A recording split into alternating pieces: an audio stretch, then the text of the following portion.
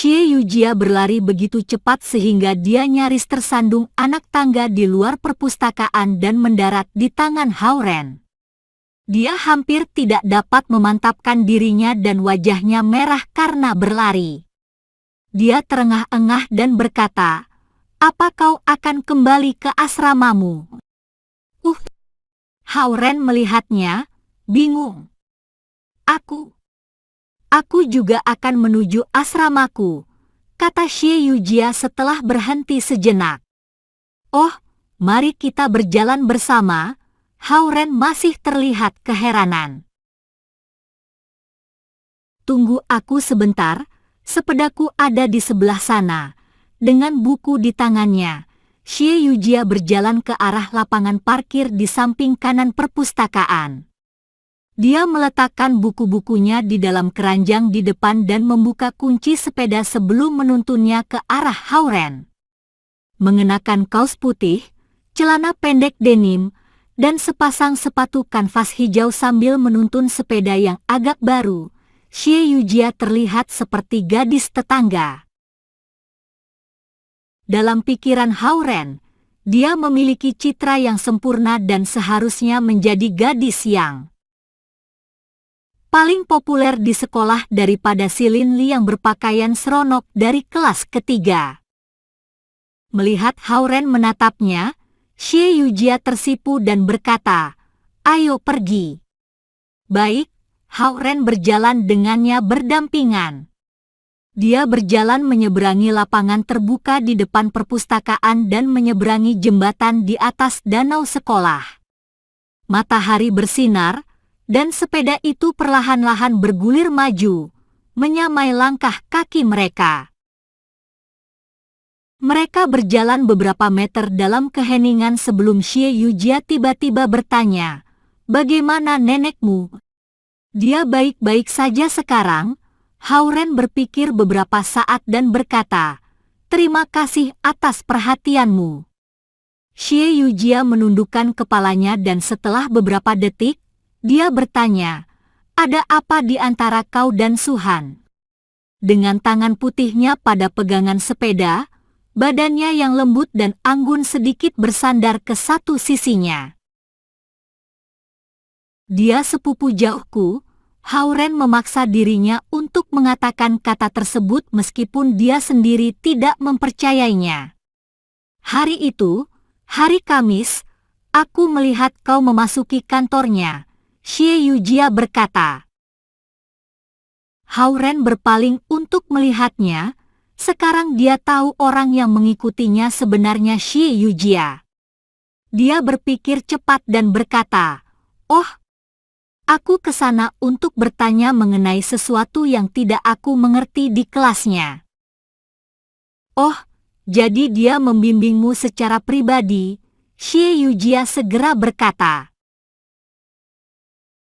"Yah." Hao Ren tersenyum pada dugaan itu, meskipun isi dari sesi bimbingannya bukanlah topik yang diajarkan di sekolah melainkan tentang kultivasi. "Ada pertanyaan lain?" Hao Ren bertanya setelah Xie Yujia terdiam. "Tidak." Xie Yujia menggelengkan kepalanya. Memandang wajahnya yang cerah dan cantik, Hao Ren berpikir ketua kelas yang cantik itu cukup manis. Mereka terus berjalan. Meskipun Xie Yujia membawa sepeda bersamanya dan telah selesai bertanya, dia kelihatannya tidak sedang terburu-buru. Sambutan hangat kepada pakar biologi dunia terkenal Hao Songhua dan ahli meteorologi terkenal sedunia Yu yang akan memberikan kuliah umum di universitas. Sebuah spanduk merah tergantung di atas kantin Bukit Hijau terlihat oleh mereka. Spanduk itu digantungkan di sana untuk mendapatkan lebih banyak perhatian dari para mahasiswa. Melihat ke arah spanduk, Xie Yujia memulai topik baru. "Aku tidak mengira sekolah kita mampu mengundang orang-orang terkenal seperti itu untuk menjadi dosen tamu di sini." "Oh, kau mengenal mereka?" Hao Ren terkejut. Melihat keterkejutan Hao-Ren, Xie Yujia segera berkata, "Bagaimana aku tidak mengenal mereka?"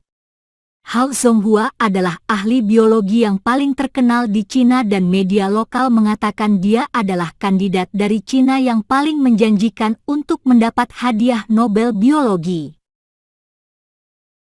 Makalahnya tentang transkripsi informasi genetika telah dipublikasikan dalam majalah Alam di Amerika Serikat. Media internasional juga memberikan tinjauan yang tinggi terhadap penelitiannya yang lain, meskipun aku tidak dapat mengingat judulnya sekarang. Xie Yujia punya banyak cerita mengenai reputasi mendunia dari yang disebut-sebut ahli biologi terbesar di Cina. Namun, saat dia membicarakan tentang proyek-proyek penelitian biologinya, Xie Yujia tidak dapat mengingat judulnya. Melihat kebingungan di wajah Hao-Ren, Xie Yujia sangat marah akan usahanya yang sia-sia. Bagaimanapun, dia salah satu ilmuwan terbesar di Cina. Selain itu dia sangat muda, usianya baru 40-an saja.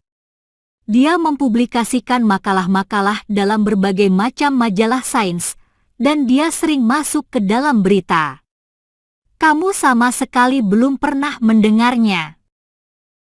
Saat melihat ekspresi seriusnya seolah-olah dia sedang memberi kuliah pada seorang mahasiswa, Hao-Ren ingin tertawa. Kalian hanya tahu memainkan pertandingan daring, menonton film atau membaca buku komik di asramamu dan kau tidak sedikit pun peduli mengenai dunia di sekelilingmu. Jika kalian terus seperti ini, kalian akan tertinggal oleh dunia. Dengan satu tangan di pinggulnya, Xie Yujia mengomelinya dengan galak. Melihat Xie Yujia sangat gusar, Hao-Ren harus menyerah. Baik, baik. Sekarang aku akan mengingat namanya, katanya. Bagus. Xie Yujia merasa puas. Akan memalukan jika kau sama sekali tidak tahu tentang seorang ilmuwan yang terkenal seperti itu. Selain itu, dia seharusnya seorang saudara jauhmu. Saudara jauh? Hao-Ren kebingungan. Ya, karena kalian berdua memiliki nama keluarga Hao, kalian mungkin berasal dari keluarga yang sama 300 tahun yang lalu. Xie Yujia menatap Hao-Ren dan berkata. Hao-Ren tertawa kecil. Kau benar, ketua kelas. Aku tidak tahu kau penggemar Hao Zonghua. Yang hormat, dia itu ilmuwan yang paling terkenal di Cina. Xie Yujia kembali menguliahinya lagi.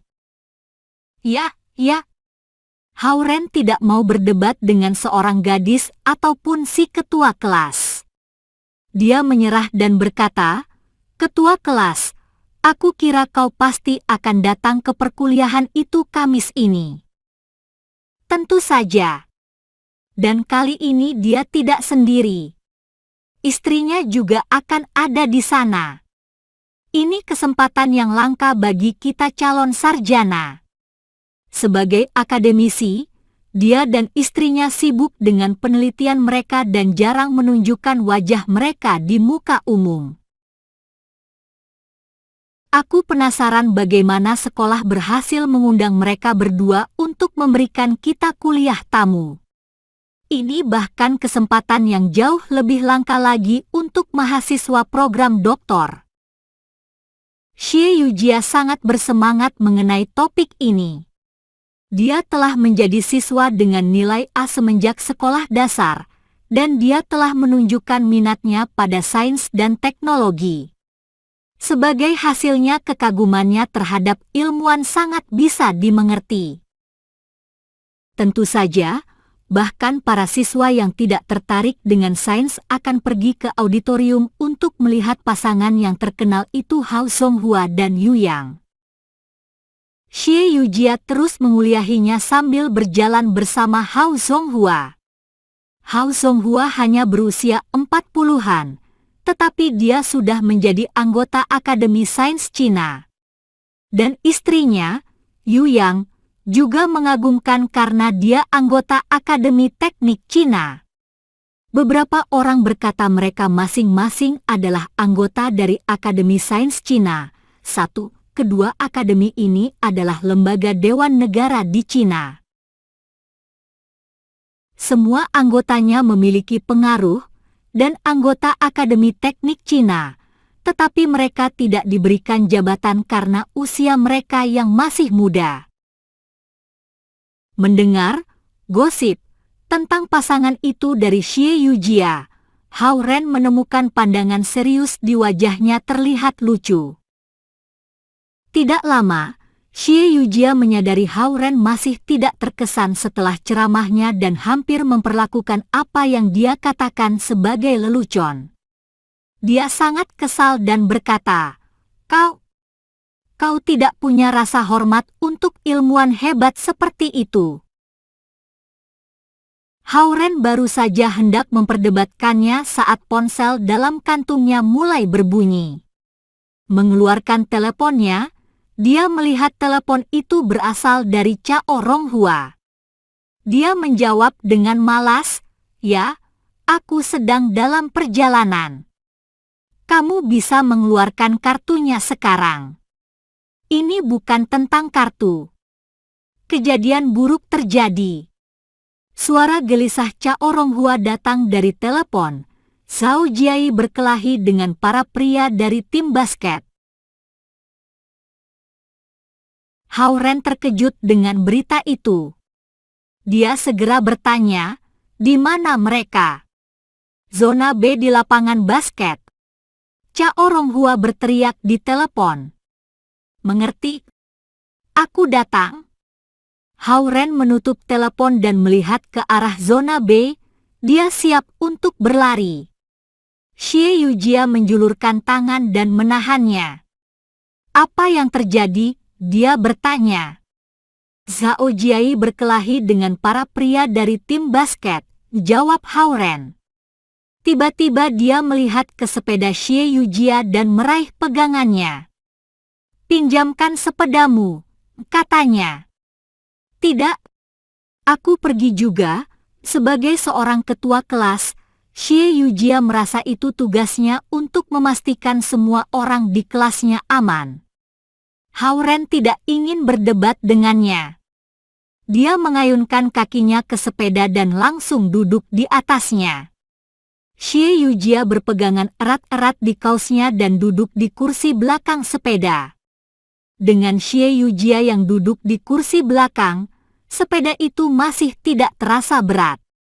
Hao Ren mengayuh dengan cepat dan bergegas maju dengan kecepatan meluncur yang cepat. Xie Yujia takjub pada kecepatan dan kekuatan yang luar biasa dari kaki Hao Ren. Dia tidak punya pilihan selain menggenggam kaosnya dan berpegangan erat-erat pada Hao Ren agar tidak jatuh dari sepeda. Sepeda biasa itu bergegas ke zona B di lapangan basket. Krii! Hao Ren mengerem dengan kuat saat mereka mencapai lapangan, dan tubuh lembut Xie Yujia menabrak punggungnya dengan momentum yang besar. Namun, Hao Ren tidak memperhatikan semua ini. Setelah meloncat turun dari sepeda, dia tergesa-gesa menuju lapangan. Dengan dada yang sakit, Xie Yujia menangkap sepeda itu dan menahannya agar tidak jatuh. Dia melihat lapangan itu dipenuhi orang-orang dan suara perkelahian terdengar dari bagian tengahnya. Dia mendorong sepeda ke samping dan lari mengejar Hao Ren menuju lapangan. Hao Ren menerobos kerumunan dengan kekuatan yang dia tidak tahu dia miliki sebelumnya, bergegas ke bagian tengah. Xie Yujia telah mengikuti Hao Ren dari dekat sehingga dia juga bisa memasuki bagian dalam dari kerumunan. Di tengah lapangan bola, 4 pria besar dari tim basket mengelilingi Zhao Jiai sambil memberinya tamparan keras dan tendangan. Zhao Jiai memar di sekujur tubuhnya. Meskipun dia telah jatuh ke tanah, Dengan keras kepala dia menendang lawannya yang mengenakan celana olahraga pendek. Terluka dan merasakan kemarahan oleh tendangannya, lawannya memukuli Zhao Jiai dengan kekuatan yang lebih besar. Hentikan! Suatu lonjakan darah panas mengalir dengan cepat ke kepala Hao Ren. Dia bergegas menghampiri dan memukul pria yang telah memberikan Zhao Jiai tendangan yang paling ganas di muka. Pria itu memerah matanya dan tidak mengira seseorang berani menghentikan dia. Tidak siap, dia ditinju dengan kuat oleh tinju Hao Ren. Dia mundur 3 langkah dan wajahnya langsung membengkak. Kejadian itu terjadi begitu cepat sehingga yang lain tidak menyadari campur tangan Hao Ren karena mereka terus menendang Zhao Jiai. Murka, Hao Ren bergegas menuju lingkaran perkelahian. Melindungi Zhao Jiai dengan tubuhnya, Hao Ren merenggut 2 pergelangan kaki dan melontarkannya. Bum! Bum! 2 pria besar dari lapangan basket jatuh ke tanah. Mata Xie Yujia membesar, takjub dengan kekuatan Hao Ren. Khawatir keselamatan temannya, Hao Ren berdiri dan meraih kaos 2 orang lainnya dari tim basket dan melemparkan mereka dengan kuat. Kedua pria setinggi 6 kaki itu terbang ke udara. Semua orang dalam kerumunan itu tertegun. Apa dia Superman yang datang untuk menyelamatkan? Dia kelihatannya kurus dan lemah, tetapi dia baru saja menghajar 6-7 pria dari tim basket dalam sekejap mata. Pikir mereka. Dengan memar di ujung salah satu matanya, Yo Liren, yang berdiri di pojok kerumunan itu, juga tertegun. Dia setinggi 6 kaki, dan dia telah berusaha menolong Zhao Jiai tetapi langsung jatuh oleh satu tinju. Di sebelahnya, Cha Oronghua, yang bahkan lebih lemah dari Yo Liren, berdiri di sana. Dia telah berusaha membubarkan perkelahian itu dan didorong jauh oleh satu tangan berotot dari salah satu anggota tim basket. Dia telah memanggil Hao Ren untuk memperoleh lebih banyak bantuan, tetapi dia terkejut melihat Hao Ren memukuli semua lawannya. Siapa yang berani ke sini? Dengan mata merah, Hao Ren melindungi Zhao Jiai dengan tubuhnya dan berteriak. Tindakannya sangat berani di mata Xie Yujia. Melihat ke arah Hao Ren yang berkeringat dan sangat marah, Xie Yujia, seorang mahasiswa dengan perilaku yang baik, tiba-tiba mendapatinya sangat tampan. Nak, kau kira siapa dirimu? Power forward, 1 adalah posisi dalam permainan bola basket yang diisi oleh salah satu pemain berpostur tinggi dan kuat. Salah satu tugas utama power forward adalah menangkap bola yang memantul dari ring, rebound, baik dalam keadaan bertahan maupun menyerang. Dalam tim basket itu berdiri dan menghempaskan tubuhnya yang setinggi 6 kaki dan 4 inci ke arah Hao Ren. Dia tidak percaya saat Hao Ren bisa menangkap tubuhnya. Dia menyalahkan kegagalannya pada ketidaksiapannya. Lagi pula, kekuatan brutal dari tim basket tidak tertandingi. Melihat pria ini bergegas ke atasnya, kemarahan Hao Ren tersulut. Dia bahkan tidak menghindar karena temannya, Zhao Jiai, terbaring di kakinya. Bang! Hao Ren mengulurkan tangannya dan menangkap tangan power forward yang setinggi 6 kaki 4 inci dan seberat 91 kg ini. Telapak tangan mereka saling bertabrakan. Seperti pegulat Rusia, mereka bertanding dengan kekuatan murni. Teng! Teng! Teng! Teng! Power forward yang kuat itu dipaksa mundur 4 langkah dan kemudian jatuh ke tanah pada langkah goyahnya yang terakhir. Semuanya itu terjadi dalam sekejap mata. Rasa tidak percaya terpampang di wajah semua orang. Apa yang terjadi? Pertanyaan itu muncul di pikiran semua orang yang hadir. Power forward yang jatuh juga melihat Howren dengan takjub. Mahasiswa biasa ini, yang satu kepala lebih pendek dan setengah dari ukuranku, mendorongku ke tanah, pikirnya. Aku seorang power forward di tim basket yang telah memenangkan kejuaraan Liga Basket Perguruan Tinggi. Slap. Slap. Tali sepatu di kedua sepatu Howren putus. Dia membungkukkan punggungnya dan membantu Zhao Jiai berdiri. Dia melihat ke arah anggota tim basket dan meludahkan dua kata, "Tunggu saja." Sus. Kerumunan itu menyingkir dan secara otomatis membuka jalan bagi mereka. Howren membantu Zhao Jiai yang pincang keluar dari lapangan basket dan menuju gedung asrama di luar kampus. Yoliren dan Chaoronghua saling bertukar pandang, bergegas berdiri, dan mengikuti Howren.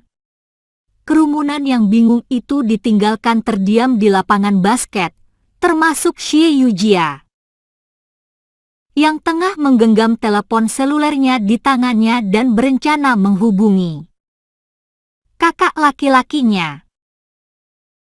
Saat melihat ke arah keempat pria yang pergi melalui pagar kawat di lapangan basket di senja hari, dia bingung pada apa yang akan dilakukan selanjutnya.